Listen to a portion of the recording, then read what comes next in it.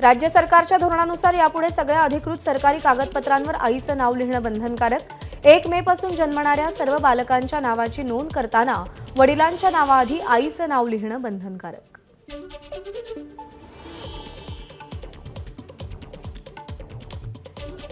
महाराष्ट्र दिन म्हणजे या भूमीचा वैभवशाली वारसा आणि अदम्य भावना यांचा गौरव करण्याचा दिवस। महाराष्ट्राच्या प्रगतीसाठी आम्ही कार्यरत राहू। महाराष्ट्राच्या जनतेला हार्दिक शुभेच्छा। नरेंद्र मोदींकडून महाराष्ट्र दिनाच्या शुभेच्छा।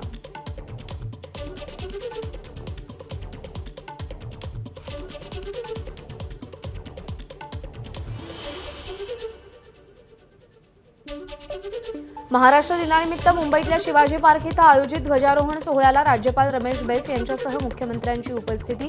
नागपूरमध्ये उपमुख्यमंत्री देवेंद्र फडणवीसांच्या उपस्थितीमध्ये महाराष्ट्र दिनाचा सोहळा संपन्न।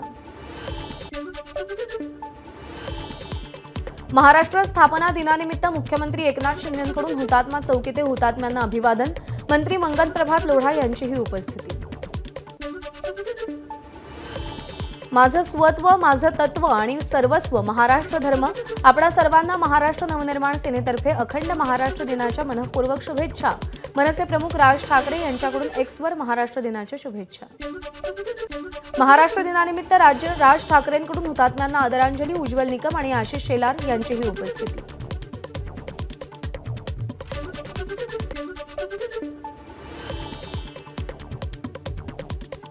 महाराष्ट्र दिनानिमित्त हुतात्मा स्मारक इथं उद्धव ठाकरेंनी आदरांजली वाहिली। त्यावेळी आदित्य ठाकरे, अनिल देसाई, संजय दिना पाटील, अरविंद सावंत यांची उपस्थिती। पुण्यामध्ये उपमुख्यमंत्री अजित पवारांच्या उपस्थितीत महाराष्ट्र दिन साजरा। अजित पवारांकडून राज्यातल्या जनतेला महाराष्ट्र दिन आणि कामगार दिनाच्या शुभेच्छा। नाशिकमध्ये महाराष्ट्र दिनानिमित्त दादा भुसेंच्या हस्ते ध्वजारोहण। पोलीस संचलन मैदानावरती ध्वजारोहण सोहळा संपन्न।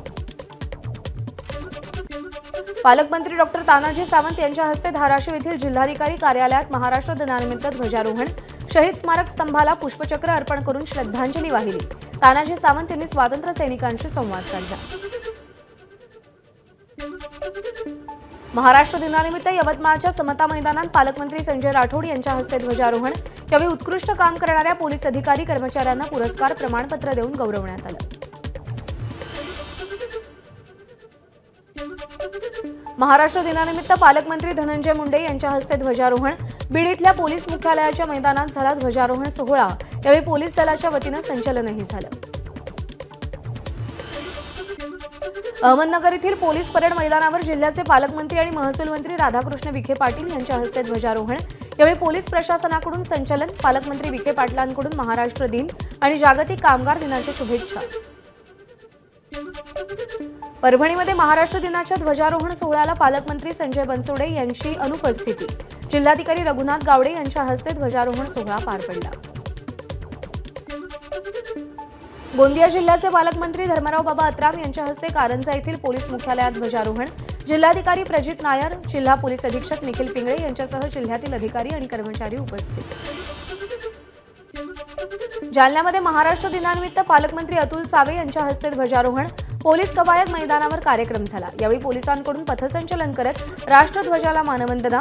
सावे यांच्या हस्ते वीरमाता वीरपत्नीसह स्वातंत्र्य सैनिकांचा सत्कार। छत्रपती संभाजीनगरच्या पोलीस आयुक्त कार्यालयामध्ये चंद्रकांत खैरे यांच्या उपस्थितीत महाराष्ट्र दिन साजरा झाला। बेळगाव संयुक्त महाराष्ट्रात समाविष्ट करा, चंद्रकांत खैरे यांची मागणी। विरोधी पक्षनेते अंबादास दानवेही कार्यक्रमाला उपस्थित।